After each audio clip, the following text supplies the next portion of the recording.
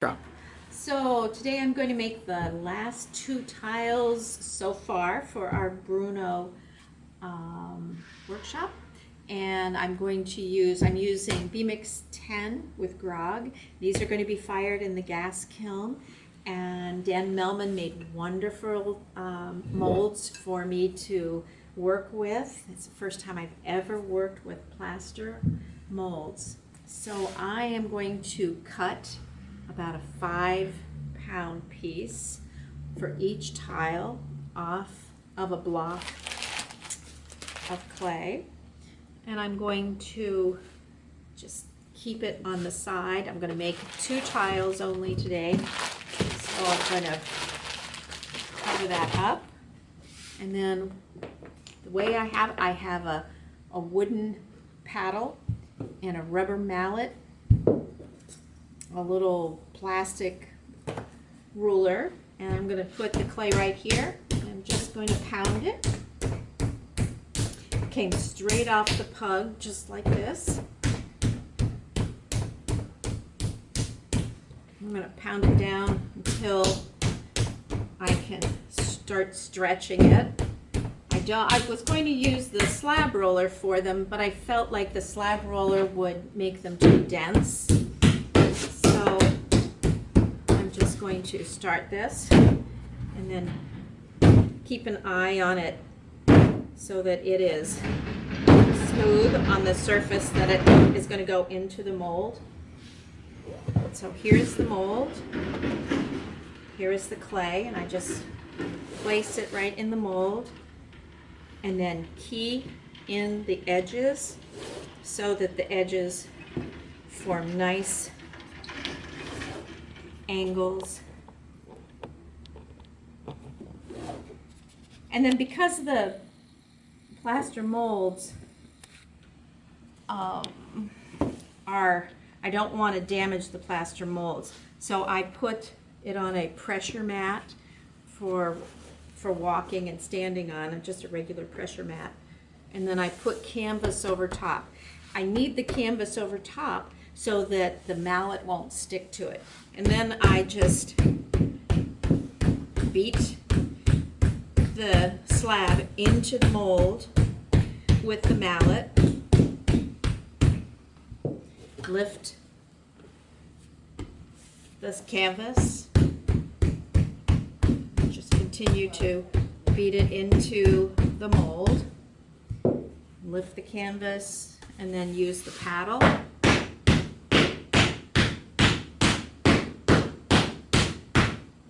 So that's one, and then I will do it one more time. And the reason that I continue to pound it with both mallets, and with both the mallet and the paddle, is because I want to get all the detail out of the plaster mold.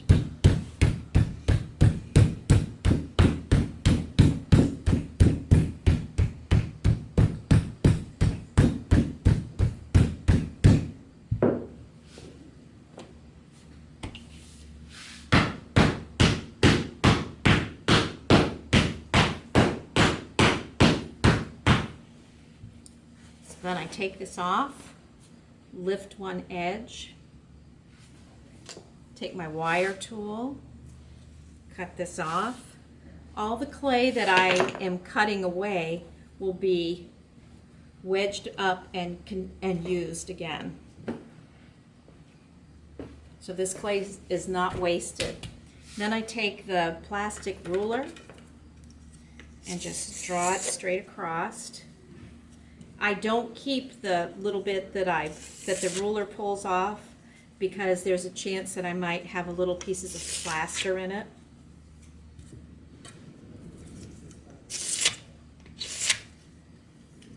So that's it. Pound it down a little bit, and we're off to the next one. So that's one complete tile. Each person gets 2 tiles. So then I just start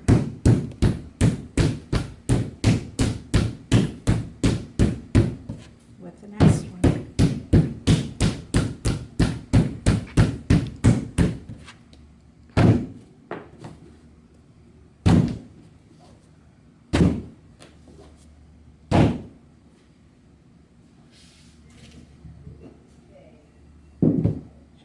place it in here carefully.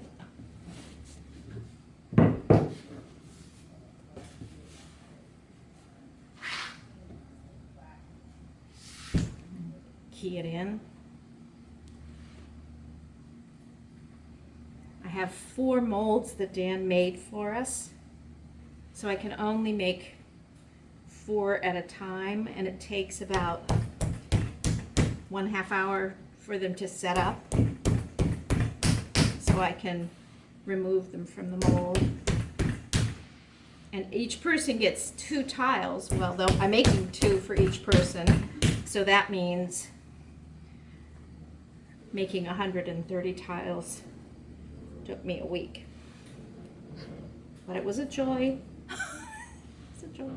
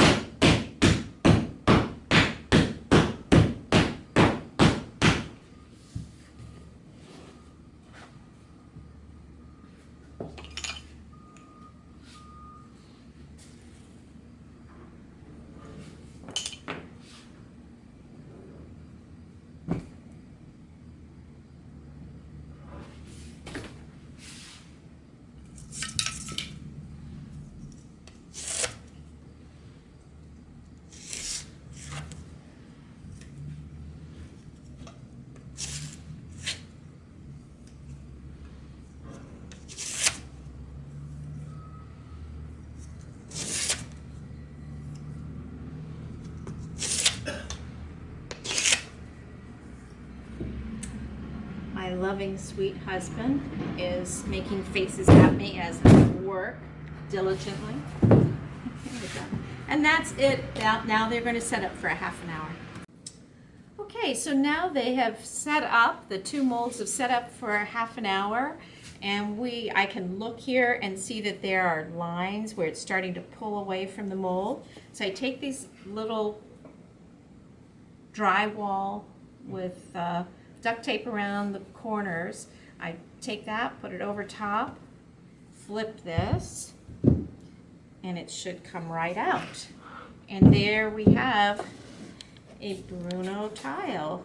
There's one, and then I'm going to do the same with this one.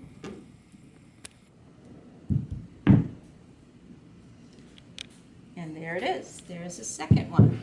So the molds, now if I had more to make, I would have to let them dry for about 45 minutes, and then I could use them again. So now I have the 2 Bruno tiles, and the first thing I do with the Bruno tile is I'm going to go ahead and use a straw and put the hole in. I put 2 holes in the top corner, so I'm just going to take it and just take the straw and rotate it, and there's 1 hole. Rotate it, and there's the second one, and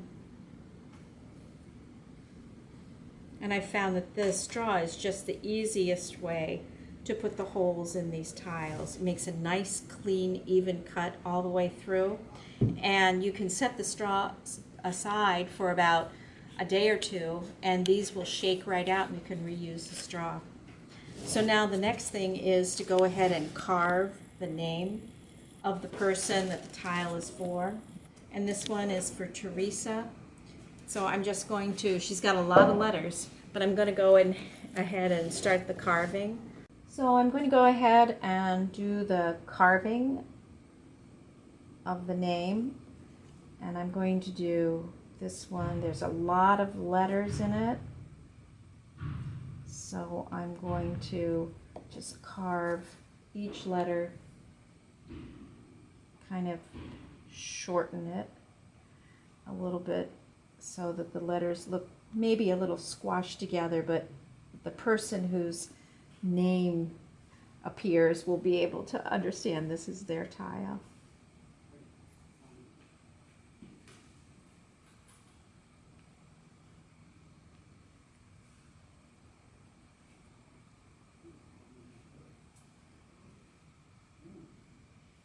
Hardest letter to do is a C for some reason, and I'm always thankful when a name doesn't have a C in it, but it just, they're big letters.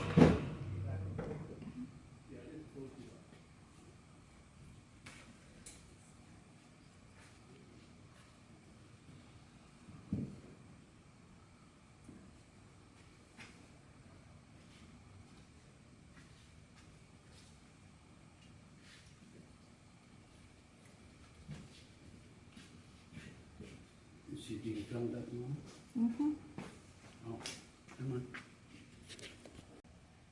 So it's always nice to be able to fit the entire name on the bottom, but if I didn't feel I had enough room, I could use the side panel here for the first name.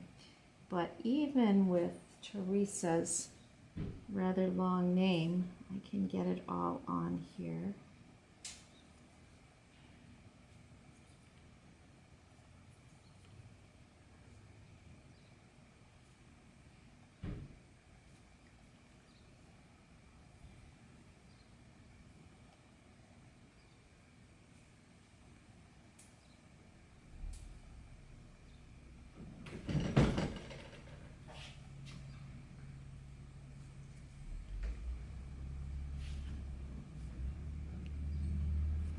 And then what is also kind of nice to do, so there's Teresa's name, and then I kind of like to think of each person, and if there's something that they like to do, a decoration on their pot, then I will sometimes go back and do some lines, some carving on the little pot that appears in the kiln.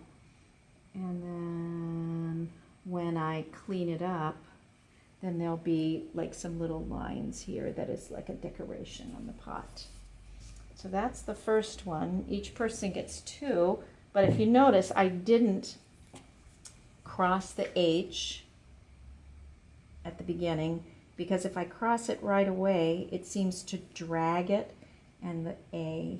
So those 2 letters, I always have to go back and remember to fix. So I have to make sure it has holes and every A and H is crossed.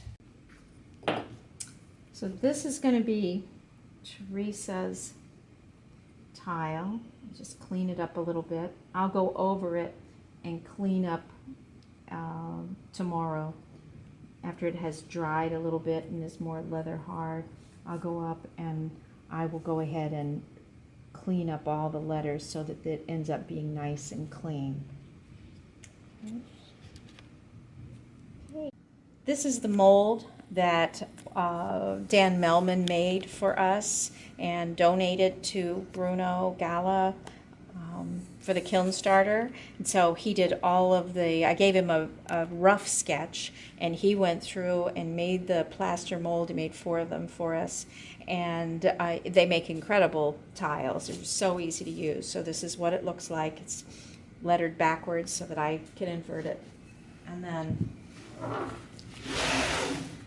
these are the 2 tiles I just made and did the carving for the names. And what I do is I just put a second piece of drywall on top so that they dry flat, and I keep them like this for a day or 2, and then I'll go back and clean them up. So now I'm going to show you all the bisque tiles, the first half of the tiles for Bruno. These are the bisque tiles that I made in the 4 plaster molds that Dan Melman made for us. And then I carved people's names, cleaned them up, and they've been bisque fired. So we have almost all of them except for the one I just made today, all ready to go into the gas kiln. And then they will be presented to everyone who has donated at the gala.